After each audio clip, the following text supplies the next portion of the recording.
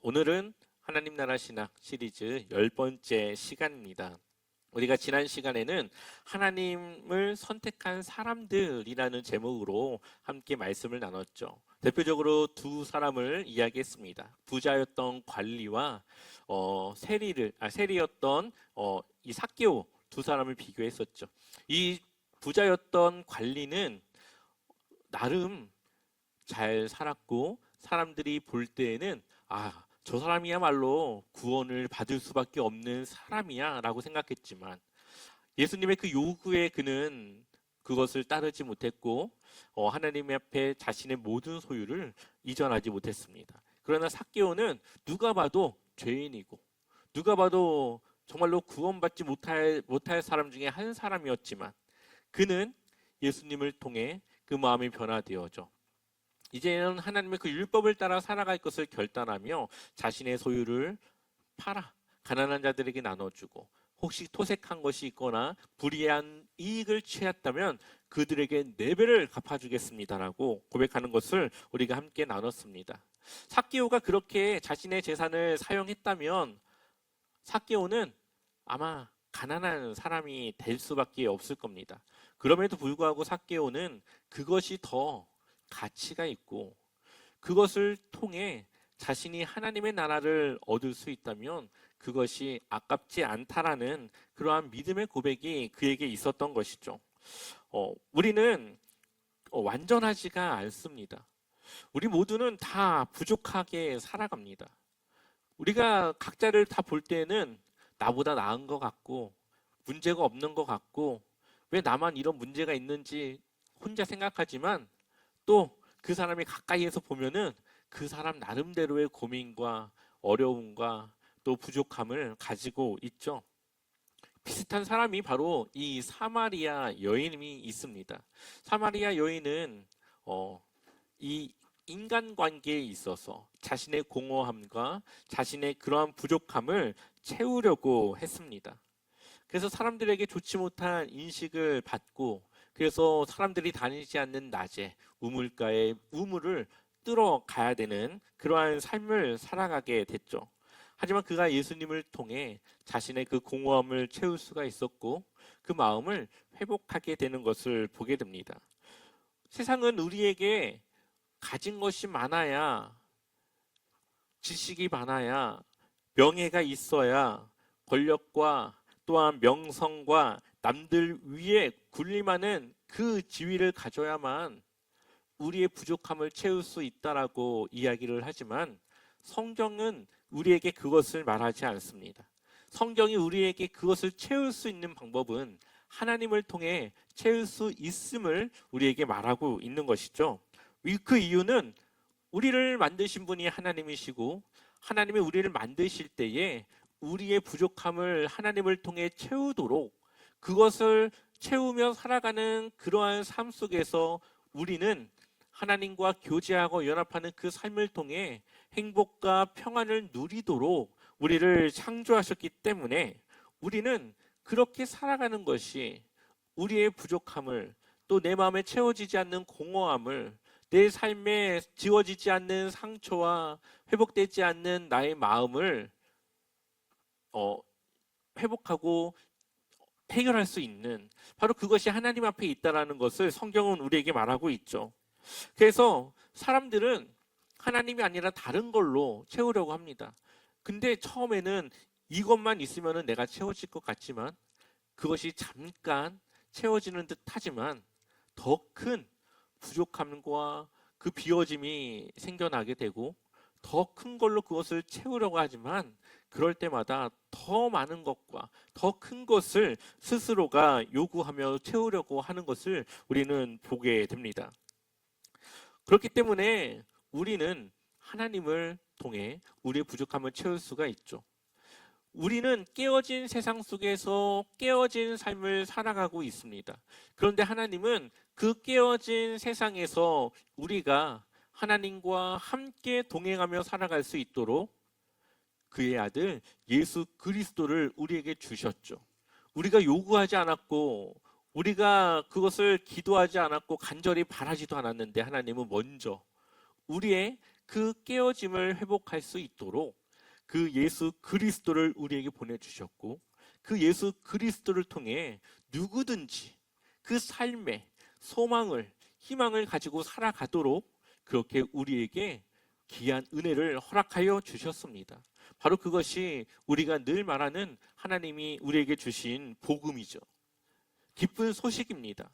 깨어진 세상에서 깨어지지 않은 하나님의 나라를 살아갈 수 있는 그러한 길을 예수 그리스도를 통해 우리에게 주셨다고 하는 그 복음이 우리에게 전해지고 있습니다. 그래서 우리는 이 예수 그리스도를 통해 소망을 얻게 되는데, 이 소망이라고 하는 것은 구덩이 속에서 그 나를 건져줄 누군가를 애타게 찾지만, 어떠한 방법으로도 그 구덩이에서 나오려고 하지만 나올 수 없을 그때에 한 줄기 동아줄이 내려와서 우리를 끌어줄 수 있는 바로 그러한 소망과 같은 그러한 복음이라는 것입니다. 그래서 이 복음에 응답하는 모든 자들은 하나님의 귀한 자녀로 새로운 삶으로 살아갈 수 있게 됩니다. 하나님 나라에 속한다라는 것은 바로 이와 같은 것이죠. 깨어진 세상에서 하나님의 나라로 우리가 이전되는 겁니다. 그런데 하나님 나라에 이전되기 위해서 세상의 가치를 버리고 하나님 나라의 가치를 우리가 누리며 살아가야 됩니다. 세상에서 우리가 가진 것은 이제 하나님의 것으로 인정하며 우리는 하나님의 종으로서 우리는 살아가는 겁니다. 살아가는 것이죠. 그래서 우리가 불렀던 그 찬양 중에 이러한 가사가 있습니다. 오늘 불렀던 찬양은 아니고요. 예전에 우리가 불렀던 찬양 중에 그 보석 발견한 사람은 기뻐 뛰며 집에 돌아가 집 팔고 땅 팔고 냉장고 팔아 기어이 그 밭을 사고 말 거야. 네, 우리가 어린이 찬양 때 불렀던 그러한 가사이죠. 마찬가지로 하나님 나라를 발견한 사람은, 그리고 그 가치를 깨달은 사람은 바로 이와 같이 자신의 것을 팔아 하나님의 나라를 사는 결단과 결정을 하게 됩니다. 오늘 우리가 나눌 내용도 바로 이 선택에 대한 내용입니다. 제가 오늘 제목을 말씀드리지 않았네요. 오늘 제목은 선택, 우리의 몫이라고 하는 제목입니다. 선택은 우리가 해야 되고 우리의 몫이라는 거죠. 복음의 선포에는 차별이 없습니다. 복음은 누구에게나 전해지는 기쁜 소식입니다. 가난한 자들에게도, 부자에게도, 어린 아이에게도, 또 나이가 많으신 분들에게도, 또 연약한 병든 자에게도, 모든 사람들에게 이 복음은 다 선포되어졌고, 하나님은 그 복음을 통해 하나님 나라에 올 자들을 초청하고 있는 것이죠. 그런데 그 하나님 나라를 사는 그 값이 나의 전부를 드려야 된다는 거죠. 바로 이 부분에서 부자들이 걸려 넘어질 수밖에 없습니다. 세상에서 누리는 것이 많을수록 하나님 나라를 위해 포기해야 되는 것이 많기 때문에 많은 것을 가진 사람들은 그것을 포기하지 못하고 하나님 나라를 살 수 없는 것이죠. 그것은 가난한 사람들도 마찬가지입니다. 하나님의 나라를 얻는 것은 부자든 가난한 자든 그 가진 모든 것을 하나님께 내어드리는 결단과 그 소유가 바로 하나님의 것임을 인정하는 그 마음에 있기 때문이죠. 우리나라에 이 하나님 나라라고 하는 신학에 아마 가장 권위 있는 분으로서 양용희 교수님이 계십니다. 그 교수님이 하신 말을 보게 되면은 이 하나님 나라에 대해 이렇게 말합니다. 복음 선포에서 부자들이 배제되지는 않았다. 그러나 모든 것을 드릴 각오를 하지 않은 사람들은 결국 떠나갔다. 그럼 하나님 나라 백성들은 다 가난한 자들인가? 그렇다. 모든 제자가 가난한 자이어야 한다. 복음을 들었는데도 여전히 부자로 산다면 그는 제자가 아니다. 한 달에 얼마를 벌든지 집이 무엇이고 차가 무엇이고 다 하나님의 소유임을 인정해야 한다.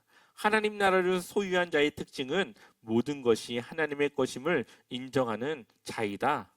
네, 이렇게 하나님 나라의 그 백성들에 대한 내용을 말하고 있습니다.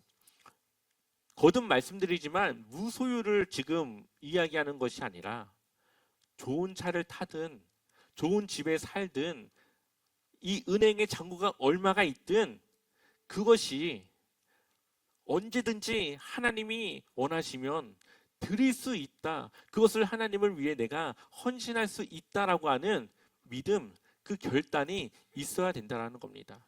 그것이 내 소유가 아니라 그 소유를 하나님께 드리고 하나님의 뜻에 내가 사용하는 선한 청지기로서 그것을 내가 관리하는 입장이 되어지는, 바로 그것을 우리에게 말하고 있는 것이죠.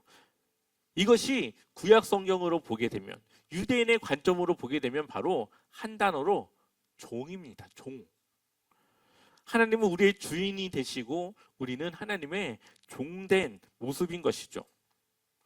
그래서 이 광야에서 이스라엘 백성들이 일용할 양식을 늘 하나님이 주셔서 그것을 먹고 살아갑니다.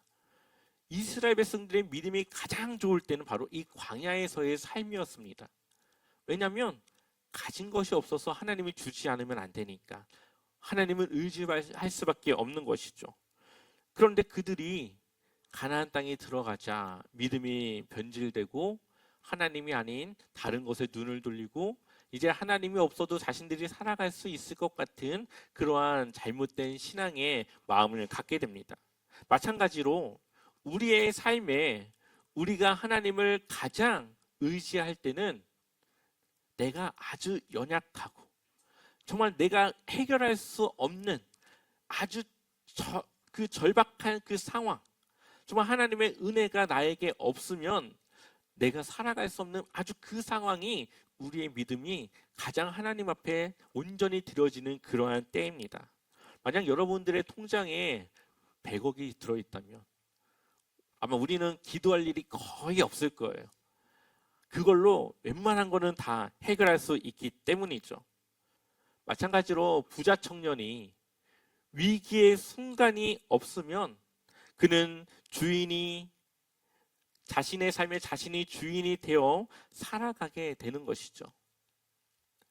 그가 아무리 선한 삶을 살아가는 것처럼 보여도 실상 하나님 앞에 어느 것 하나 포기하지 않고 또 그렇게 선한 삶을 살아가는 그 삶에 스스로가 속아서 하나님의 자녀인 것처럼 그렇게 생각하고 살아갈 수도 있는 겁니다. 그렇기 때문에 우리의 가진 것이 많건 적건 우리는 그것은 하나님의 것임을 인정하고 우리는 하나님 앞에 모든 것에 대한 간구와 그 의탁과 그 은혜를 날마다 구하며 살아가는 것이 우리가 하나님의 그 귀한 백성으로 제자로 그 믿음으로 살아가는 방법입니다. 세상은 매일같이 우리에게 보여주는 것이 물질의 풍요로움이 곧 행복이라는 것을 말합니다. TV를 봐도 드라마를 봐도 영화를 봐도 늘 이 스토리에 사람들을 매료시키는 것은 가난한 사람이 부자를 만나서 한순간 인생이 역전되어지는 바로 그러한 스토리를 사람들이 알면서도 선호하지 않습니까? 바로 세상은 우리에게 그런 것들을 보여줍니다. 하지만 성경은 그러한 것에 대해서 이야기하지 않죠. 이 땅의 가치보다 하나님 나라의 가치를 더 귀하게 바라볼 때 우리는 하나님의 나라를 얻을 수 있다라고 우리에게 말하고 있습니다. 그래서 우리는 반드시 선택해야 되죠. 세상의 것과 하나님의 것, 세상의 가치와 하나님 나라의 가치, 이 두 개 중에 하나를 우리는 선택해야 됩니다. 그런데 이 선택은 우리의 삶의 방향이고 우리의 삶의 변화이기 때문에 쉽게 결정할 수 있는 것이 아니죠. 그래서 하나님은 우리에게 무엇을 주셨습니까? 이성. 우리가 무언가에 대해서 판단하고 계산하고 결정하고 그렇게 우리가 무언가에 대해서 우리 스스로 그것을 생각할 수 있는 지혜를 주셨습니다. 또한 자유의지를 주셔서 하나님이 강요하는 것이 아니라 내가 그것을 판단해서 어디를 내가 더 좋게 여기고 선택해야 될지 우리 스스로가 그것을 선택할 수 있는 자유 의지를 주셨죠. 그것이 우리가 해야 될 선택, 우리의 몫입니다.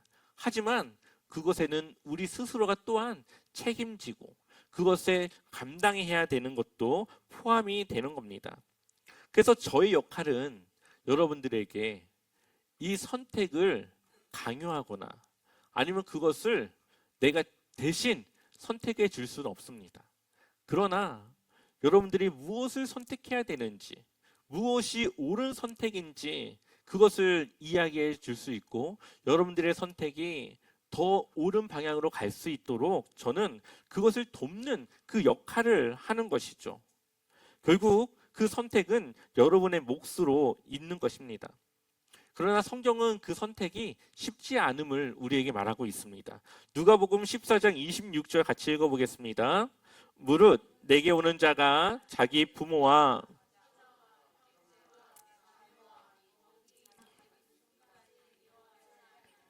능히 내 제자가 되지 못하고 아멘. 이 가족은 이 세상의 모든 것들 중에 가장 소중한 그 한 영역일 겁니다. 그런데 오늘 이 성경에서는 그 가족까지도 하나님 앞에서는 그것이 먼저 될 수 없다라고 우리에게 말하고 있습니다. 심지어 가족이 아니라 내 목숨조차도 하나님 앞에 드릴 수 있어야 된다라고 말합니다. 참으로 우리에게 너무 심한 것을 요구하는 것 같지 않습니까? 근데 하나님의 입장에서 한번 우리 생각해 볼까요? 하나님이 누구를 보내주셨죠? 예수님을 보내주셨습니다. 하나밖에 없는 독생자를 우리에게 보내주셨습니다. 하나님은 창조주시고 우리는 피조물인데 하나님은 우리를 피조물로서 본 것이 아니라 하나님과 함께 할 하나님의 한 가족으로 우리를 생각하셨고 그 관계를 회복하기 위해서 예수 그리스도를 이 땅에 보내주셨습니다. 근데 왜 보내주셨습니까? 십자가에서 죽음을 감당해야 되는 사명을 갖고 이 땅에 오신 것이죠. 하나님이 먼저 우리에게 바로 그러한 사랑을 보여주셨고 베푸셨습니다. 이제는 우리가 그 은혜를 깨달았다면 우리의 삶이 바로 무엇보다도 하나님을 우선하는, 무엇보다 하나님을 먼저 선택하고 생각할 수 있는 바로 그러한 결단과 믿음의 삶을 가져야 됨을 우리에게 말하고 있는 겁니다. 그래서 우리 선택에 대한 중요한 이 세 가지 비유를 성경은 우리에게 말하고 있습니다. 첫 번째는 망대를 세우고자 하는 건축자에 대한 예화인데요. 누가복음 14장 28절부터 29, 30절 세 절의 말씀 같이 읽겠습니다. 너희 중에 누가 망대를 세우고자 할진대 자기의 가진 것이 준공하기까지에 족하는지 먼저 앉아 그 비용을 계산하지 아니하겠느냐. 그렇게 아니하여 그 기초만 쌓고 능히 이루지 못하면 보는 자가 다 비웃어 이르되 이 사람이 공사를 시작하고 능히 이루지 못하였다 하리라. 아멘. 이 비유는 우리에게 그 하나님의 제자로서 살아갈 하나님 나라의 백성으로서 살아갈 그 결정이 신중해야 됨을 전하고 있습니다. 이 건축자가 망대를 세우는데 자신이 가지고 있는 거는 1,000만 원밖에 없어요. 근데 계획은 1억, 2억짜리를 계획합니다. 그게 되겠습니까? 안 되겠죠. 내가 가지고 있는 것이 얼마이고 그걸로 얼마나 지을 수 있는지를 판단하고 계산해서 그만큼을 짓는 겁니다. 마찬가지로 우리가 하나님 나라로서 그것을 결정할 때에는 우리의 감정으로 그냥 나의 일시적인 그러한 마음으로 결정하는 것이 아니라 내 삶의 모두를 보면서 그것을 내가 하나님께 드리며 살아가는 그것이 얼마나 더 가치가 있고 얼마나 나에게 더 그것이 유익이 될 것인가를 계산하고 판단하고 그것을 잘 분별해서 선택해야 된다. 그것에 바로 그것에 대한 신중함을 우리에게 이야기하고 있는 겁니다. 그렇기 때문에 우리가 이 선택을 하는 것은 아주 신중해야 되죠. 그것이 내 인생에 달려 있기 때문입니다. 또한 두 번째 비유는 전쟁에 나가는 임금에 대한 비유입니다. 누가복음 14장 31절부터 33절을 보면 또 어떤 임금이 다른 임금과 싸우러 갈 때에 먼저 앉아 1만 명으로서 저 2만 명을 거느리고 오는 자를 대적할 수 있을까? 헤아리지 아니하겠느냐? 만일 못할 터이면 그가 아직 멀리 있을 때에 사신을 보내어 화친을 청할지니라. 이와 같이 너희 중에 누구든지 자기의 모든 소유를 버리지 아니하면 능히 내 제자가 되지 못하리라. 아멘. 여기서 우리에게 말씀하고 있는 것은 신속함입니다. 앞에서는 신중함을 이야기하고 있고 여기서는 신속함을 얘기하고 있어요. 지금 적군과의 그 전쟁을 하고 있는데 어떻게 이것을 내가 대항할지 그 작전을 세워야 되는데 그것을 물론 신중하게 해야 되지만 그 판단은 신속해야 됩니다. 이것을 하루 이틀 언제까지 이것을 고민만 할 수는 없는 것이죠. 그 결정이 신속해야만 빨리 그것을 대항해서 생존을 높일 수 있기 때문입니다. 마찬가지로 우리가 하나님 나라로 살아가는 그것에 있어서 이제는 내 삶을 하나님께 드리는 내 삶의 주인으로서 하나님을 인정하는 그 결정과 그 선택이 신중해야 되기도 하지만 그것은 때로 또한 신속해야 되는 겁니다. 왜냐하면 우리의 삶은 우리에게 맡겨진 것이 아니기 때문이죠. 내일 하루를 우리가 더 살지, 한 달을 더 살지, 1년을 더 살지, 그것은 누구도 알 수 없습니다.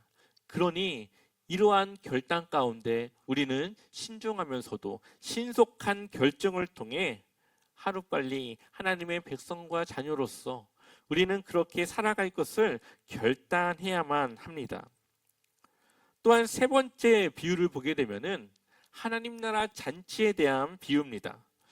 누가복음 14장 16절을 보면 이르시되 어떤 사람이 큰 잔치를 베풀고 많은 사람을 청하였더니 잔치할 시각이 그 청하였던 자들에게 종을 보내어 이르되 오소서 모든 것이 준비되었나이다 하매 다 일치하게 사양하여 한 사람은 이르되 나는 밭을 샀음에 아무래도 나가 보아야 하겠으니 청컨대 나를 양해하도록 하라 하고 또 한 사람은 이르되 나는 소 5겨리를 샀음에 시험하러 가니 청컨대 나를 양해하도록 하라 하고 또 한 사람은 이르되 나는 장가 들었으니 그러므로 가지 못하겠노라 하는지라.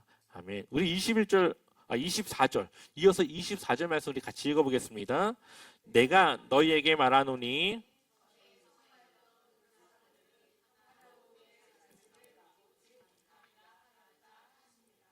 아멘. 이 잔치는 하나님 나라의 잔치를 의미하는 것인데 그 잔치에 이미 초대를 받았지만 정작 와야 될 그때에는 각자의 핑계로 오지 않습니다. 그러자 어떻게 합니까? 다른 초청자로 대체를 해서 그들을 모아 하나님 나라 잔치를 베풀게 되어지죠. 마찬가지로 우리가 이미 하나님의 그 초청을 받았고 우리는 그것을 응할지 결정해야 되는 그 선택의 기로에 있습니다. 근데 그것이 늦어지면 결국은 그 선택을 하지 못하는 그것을 놓쳐버리는 바로 그러한 결과가 있을 수 있다라는 거죠.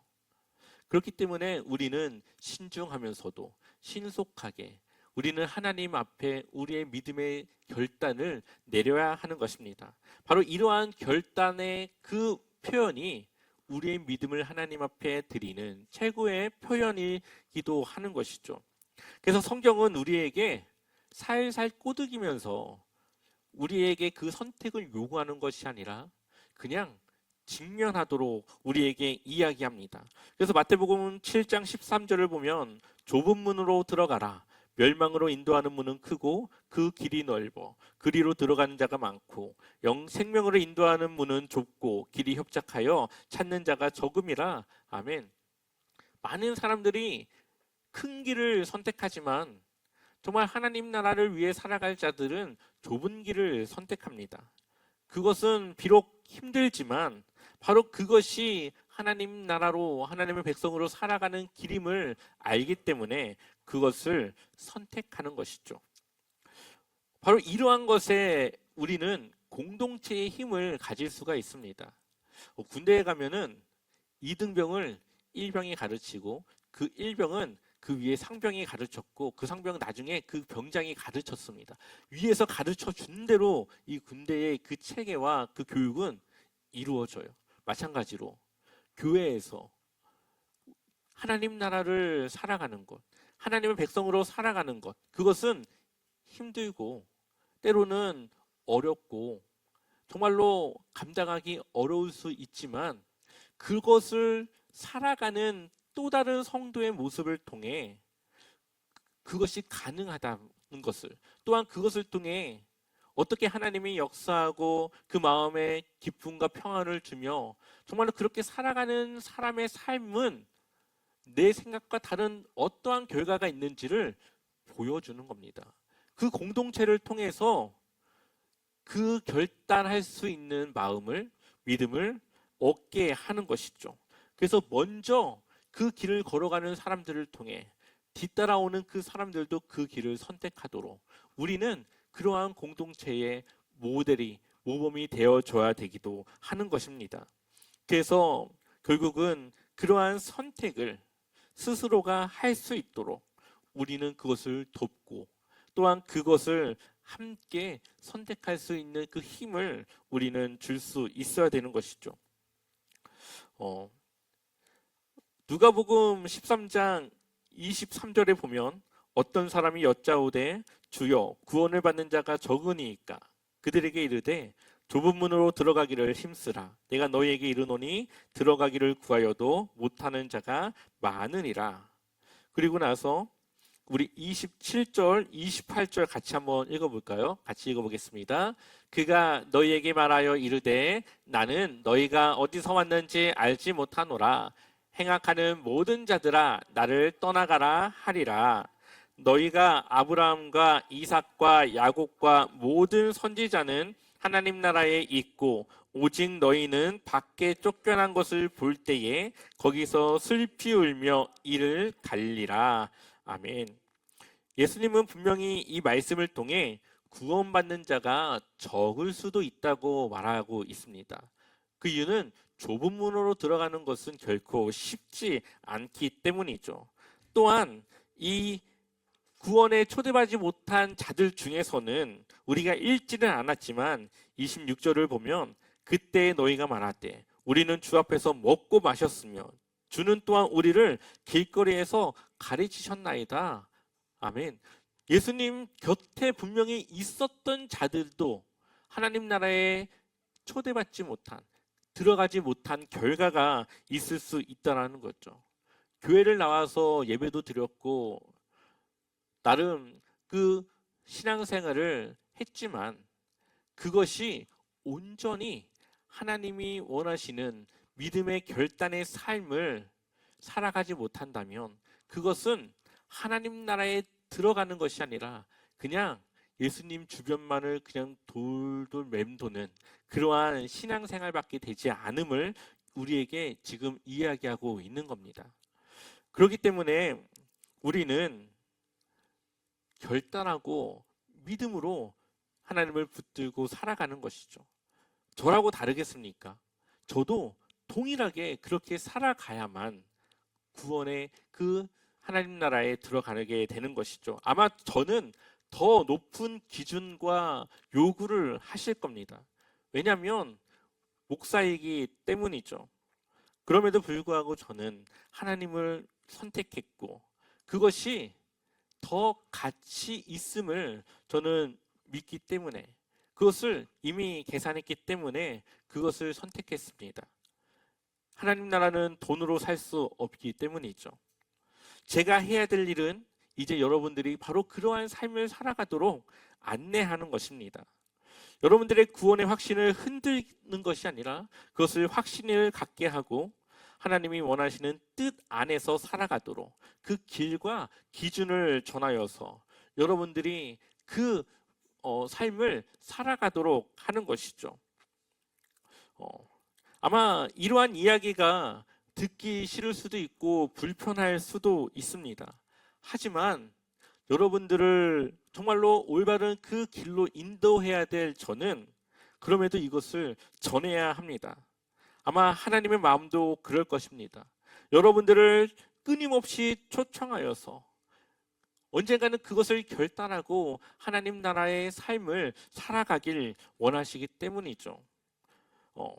이미 그 길을 선택하신 분도 있을 겁니다. 그렇다면 흔들림이 없이 그 길을 끝까지 완주하시길 바랍니다.